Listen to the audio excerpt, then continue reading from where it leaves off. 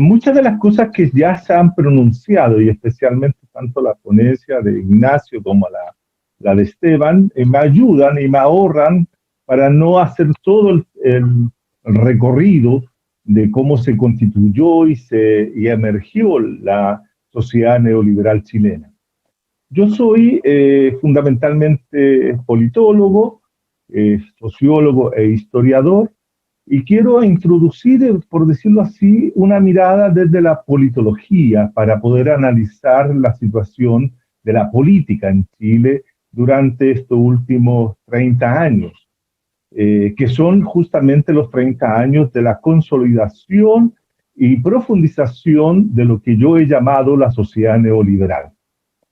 Creo que es importante señalar que el hecho más relevante de la inauguración de este régimen político post-dictadura que surge y se desarrolla a partir del año 88, 89, 90 en adelante, tiene que ver con la fórmula de salida de la dictadura.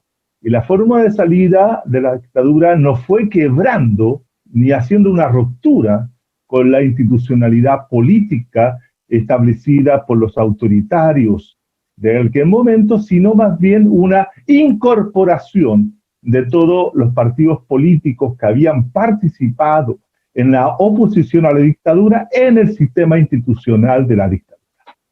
Y este elemento creo que es importante señalarlo porque la mayoría de los partidos políticos que se opusieron a la dictadura y que posteriormente ingresaron a la institucionalidad pinochetista, lo hicieron sobre la base de un temor, sobre la base de un miedo político.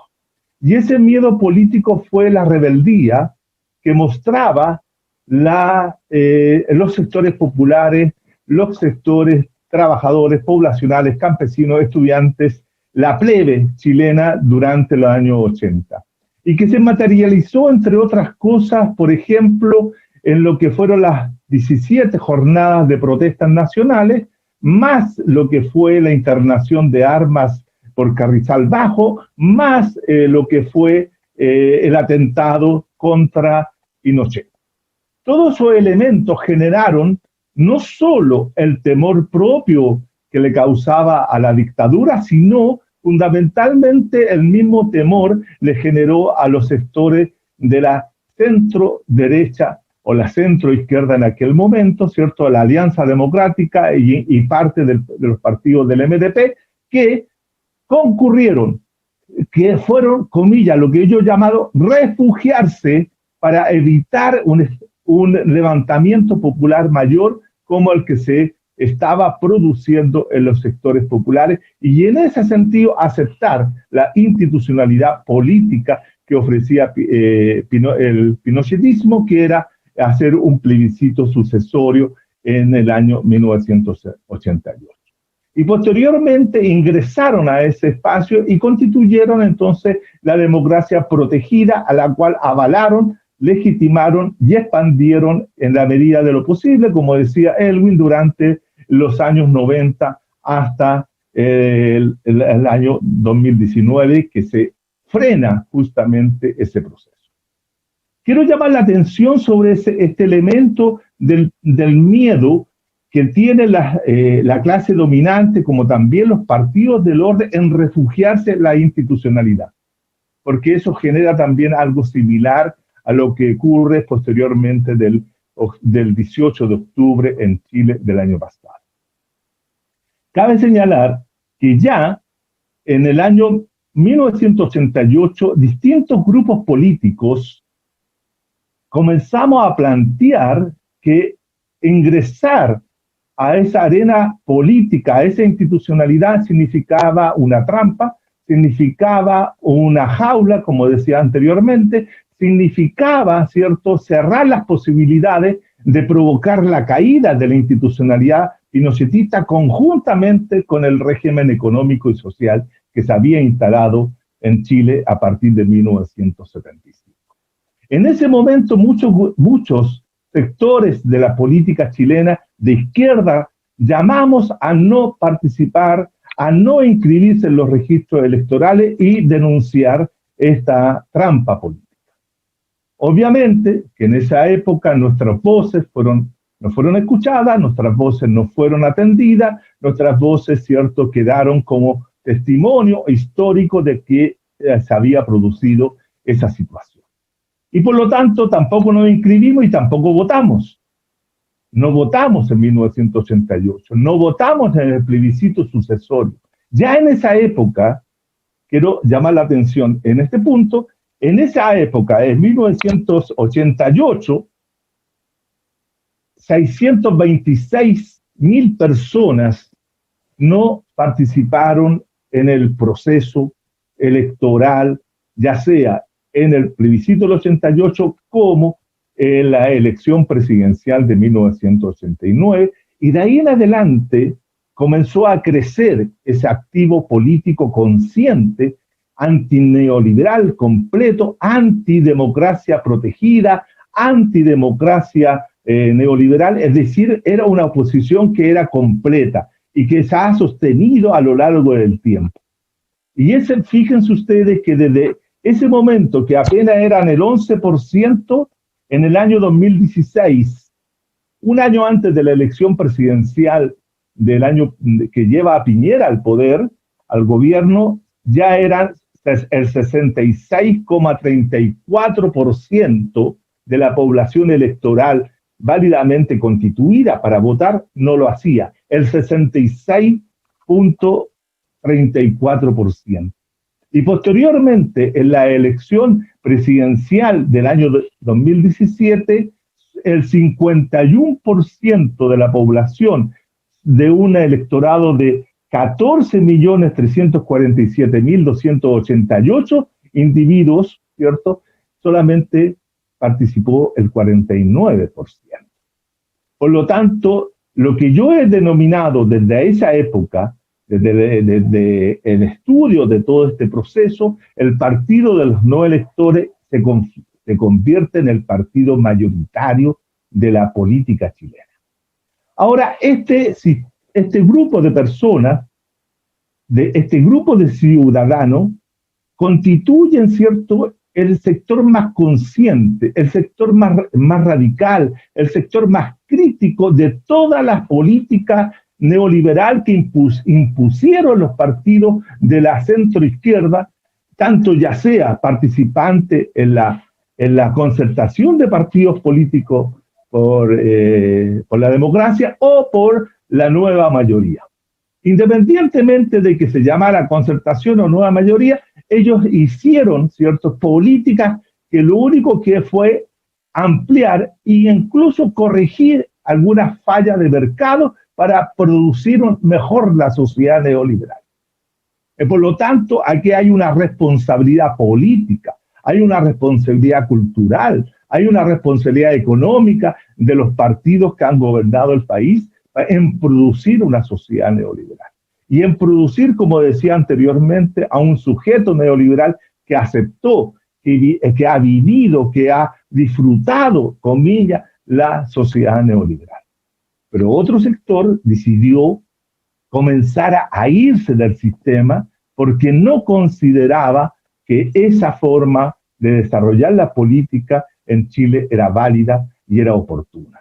Y esos sectores se fueron, como yo digo, a los márgenes de la institucionalidad. Comenzaron a abandonar la institucionalidad, comenzaron a constituirse. No es que estos sectores que se van del sistema político estén desorganizados. Es una forma de plantear que tienen los partidos políticos de hoy día, de decir que esos grupos no están organizados, que esos grupos son sueltos, que andan por ahí y sin ninguna organización política. Todo lo contrario, esos grupos se organizan, se comienzan a constituir como colectivos diversos a lo largo y ancho del territorio nacional. Desde Arica a Punta Arenas estos sectores existen. Han hecho distintas rebeliones, han hecho distintos levantamientos a lo largo del tiempo y son estos grupos que no participan y no votan. No votan por ninguno de estos candidatos, no votan en las elecciones parlamentarias, no votan en las elecciones presidenciales y tampoco votan en las elecciones municipales porque son totalmente antisistema. Y ellos se mueven en los márgenes. Y esa situación comenzó a crecer en Chile fundamentalmente a partir del año 2000 y 2003. Fíjense ustedes, estimados y estimados compañeros, que el 2003 es un hecho significativo porque es un hecho constitutivo de un nuevo sujeto político en la sociedad chilena. En 2003 son los 30 años del golpe y cuando comienza una suerte de destape de dar a conocer, ¿cierto?, lo que había sido el gobierno popular de Salvador Allende, lo que habían sido las atrocidades genocidas de la dictadura, y eso constituye a un sujeto político que son los jóvenes, que son incluso niños y jóvenes de ese momento y que se van a ir volviendo cada vez más radical. Pero esos jóvenes del 2003 también van a recibir influencias directas de los acontecimientos argentinos del 2000 y 2001. También van a recibir la influencia de lo que son la guerra del agua y la guerra del gas, de los movimientos sociales que se van a producir en Bolivia, de la emergencia de las cuestiones indígenas, del movimiento zapatista, de lo que son las experiencias que se están desarrollando en Venezuela, etcétera. Hay un proceso que se está generando y que va influyendo en una nueva generación y que se vuelve cada vez más radical. Esa política se hace en los márgenes, se hace lo que yo denomino los subpolíticos, siguiendo esta conceptualización que realiza el sociólogo alemán ya fallecido Ulrich Beck, ¿cierto?, en la invención de la política, la reinvención de la política.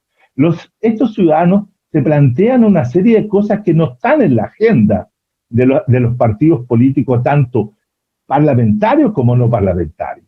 Es decir, son una nueva forma de entender la política. La política se hace en los territorios de manera horizontal y no vertical, se hace donde todos los colectivos son los que opinan, discuten, deliberan y no tienen, ya está la diferencia con respecto a los partidos, no tienen dirigentes políticos que se elevan por sobre el resto, sino que todos son iguales, todos son participantes de colectivos. Y son organizaciones, como les digo, que han hecho plataformas de determinadas cuestiones. Ellos plantean, por ejemplo, que si bien es cierto, la contradicción fundamental de una sociedad es el capital trabajo, pero fundamentalmente conceptualizan hoy día la contradicción como capital vida, donde la vida está siendo devastada por el capital. No solamente la vida, sino también la naturaleza.